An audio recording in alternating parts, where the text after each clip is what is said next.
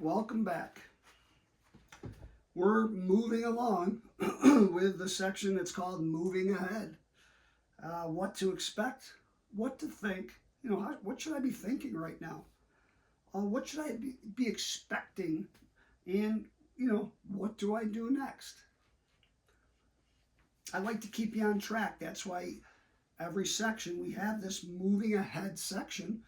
So again, you check yourself. Am I in the right place? Am I getting this? Is any of this resonating? Is any of this setting in? So we go right into what to expect. You can expect some people to question your progress. If you've been down any road of recovery, and if you've been through, like myself, so many programs, so many times, so many relapses in and out of programs, you look good, you're doing good, you're clean for a lot of a period of time, and then a relapse, and you let everybody down again. I know that life way too well, and I'm sure you do too. So, what to expect. There are going to be people that are going to question your progress, but you're at a monumental point right now, right, in this journey. You're moving from past minded to future minded. There's going to be people that will judge you based on their beliefs, not yours. And it happens, so be prepared. If you haven't already seen this in your prior journey or prior experiences, expect a sense of accomplishment and achievement. You've done the hard work, and you should celebrate your wins. I say this a lot. Man, it shouldn't be just drudgery the whole time, the whole process. I mean, there's some ugly stuff, right, in recovery. We know it. Some stuff that's hard. It's not easy. But I say it a lot, man. Celebrate your victories. You've done the hard work. Celebrate the wins. But here's the thing. Stay humble and enjoy the goodness of God. Stay humble. You aren't doing this alone. Expect life to get better as you move into a life of recovery. I gotta believe if you're still here and we're in the 50s of your days in the process, I gotta believe your life's getting better. And if it's not, that's okay. It's different for everybody. But listen, you don't quit, you don't give up. Some people's journeys they're all different. All of our journeys are different. I mean, especially if you've relapsed and just broken trust like me so many times through the years, of the people that cared about me, the people that walked with me.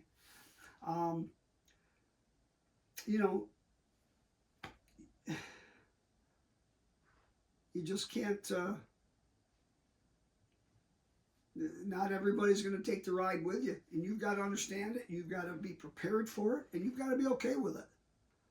You can't control other people's emotions and feelings and their behaviors.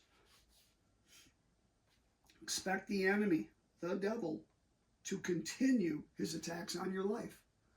Just because you're cleaning up and you feel like you got it together this time and this is it, which I believe it is, this is the final run for you, so you're back into your life. The enemy doesn't care. He's going to continue. And he's going to continue, and he's going to continue to try to destroy your life, get you off your path, and get you back into his camp. And we don't want that. It's not going to happen for you. Praise God. So what are the things, how should we be thinking right now? You should be thinking about your support team. Surrounding yourself with like-minded people. I mean, you're 50-some days in. I've gotta believe that you've got some new people in your camp. Can't be the same people that were around you while you were misbehaving in addiction. Make your self-care a priority right now. That's what you should be thinking about. Because it's not just about abstaining from drugs and alcohol. it's about nurturing your overall wellness, your health, your emotions, your spiritual side, your physical side, all of it. You should be thinking about your goals. They should be realistic. Your expectations should be realistic right now. Celebrate the victories along the way. And just remember that setbacks are a normal part of recovery, just as they are life, right? There's setbacks. But as you're moving out of addiction into a good life, into the future self of you, you should have less and less setbacks. But as we know, there's setbacks in life, period. Think about your routines. Establish structured routines that provide stability and purpose. What are you doing with your time now? What are you doing? I mean, I'm hoping that you're filling your time with healthy activities. Things that are, whether it's a form of exercise for your body, whether it's a form of education or information that's growing you. It's you're learning things. Reading the Word of God, growing spiritually. I hope those are part of your routines today. And the last thing, one of the other things I'd say about, what things to think about cultivating a mindset of gratitude and positivity. If you're not that person, go back in the book and get to the, let's see, where is it? Yourself.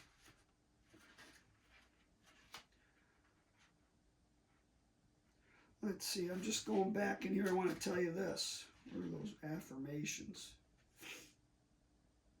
There it is. On page 161, words of affirmation. As you're cultivating a mindset of gratitude and positivity, go back and look at the words of affirmation. Speak over yourself. I am a winner. I am a new creation. I am not an addict. I am not a drinker. Use the words of affirmation. Start repeating them over and over throughout the day until there's a pathway burned in your mind of who you are and who you're becoming. You have control of that. And we're going to go into do these things. Creating routines. At this point, we talked about routines. Creating healthy habits and setting goals. You should have some. If not, some form of all this working in your life today, it should be happening. Your goals and your routines should be from the beginning of the process. You should have some new routines going on. Don't make plans. Plan your days out, because we can't float around coming out of addiction. We can't float around with wide open days, not knowing what we're going to do, and having these gaps and windows of time available that are just do whatever comes to mind. Or if a phone rings, there's an open slot for temptation, for trouble. So make sure your days are planned out, your weeks are planned out.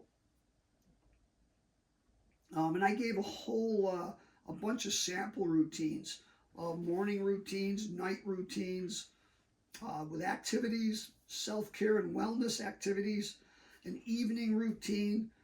Then there's a weekly routine sample, therapy and counseling,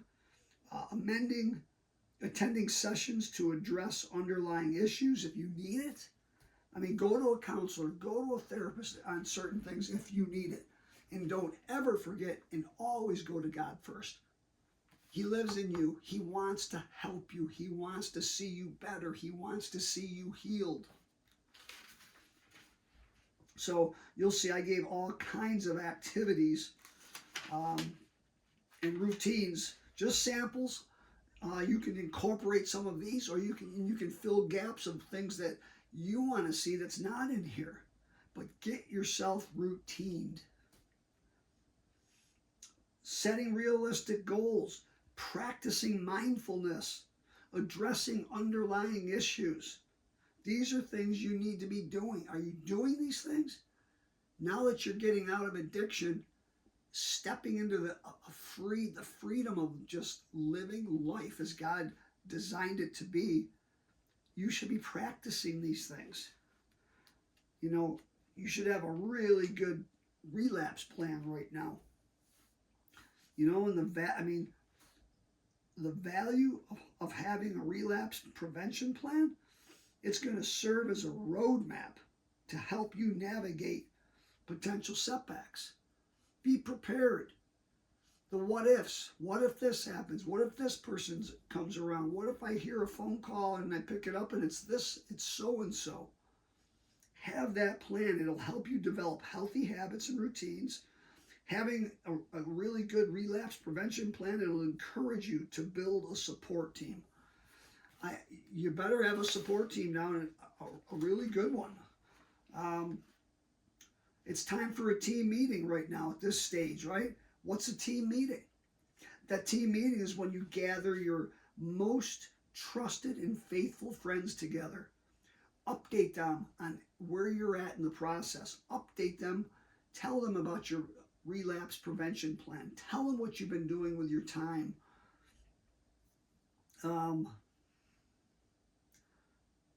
Really, the people that have been with you the most throughout this journey. So gather your team, assess your situation, and look back where you started and see how far you've come. Get excited. Good for you. Proud of you. Share your plans moving forward on how you plan to maintain sobriety, how you plan to handle situations, and how are you planning on growing as a person. Man, these are some of the most important things, is that you grow. The more you grow as a person, the more you grow away from addiction and into life.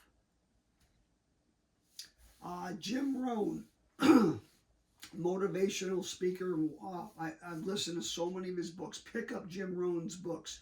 Jim Rohn, R-O-H-N. What a amazing speaker, and the insights and the things that were such catalysts. Some of the sayings that I've heard him say over the years, and one of the greatest ones is, and I apply it to recovery. And he says, and he first and foremost says, work harder on yourself than you do your career. And I say, work harder on yourself than you do your recovery. And what does that mean? What I'm saying is self-development and personal growth, reading the books, watching the sermons, listening, watching the podcasts, listening to podcasts about personal growth and self-development. Work harder doing those things even than this recovery work. And once you start building through self-development and personal growth, it will accelerate the time frame that you get out of addiction. Trust me, it's exactly what happened to me, and I know it can happen to you as well.